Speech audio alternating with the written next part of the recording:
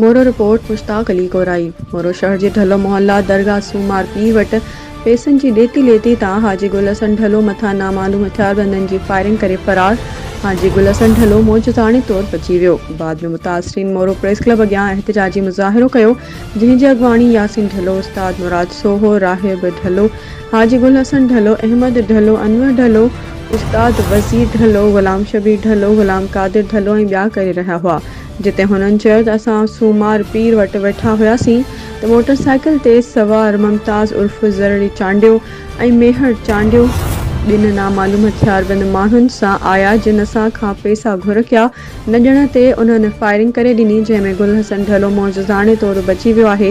हुननि मुतालबो कयो त मज़कूरा माण्हुनि मथां केस दाख़िल करे तहफ़्फ़ुज़ फ़राहम कयो वञे, जंहिं ते SHO मोरो अली अकबर खोखर केस दाख़िल करण जो यकीन ॾियारियो त एहतिजाज ख़त्म कयो ऐं मोरो थाणे ते पहुची हाजी गुल हसन ढलो जी फ़रियाद ते ॿिनि सुञातल मेहर चांडियो ऐं मुमताज़ उर्फ़ ज़रड़ी चांडियो ऐं ॿिनि अणसुञातल ते केस दाख़िल कयो वियो आहे, जिन जी गिरफ़्तारी लाइ पुलिस छापा हणण शुरू करे छॾिया आहिनि।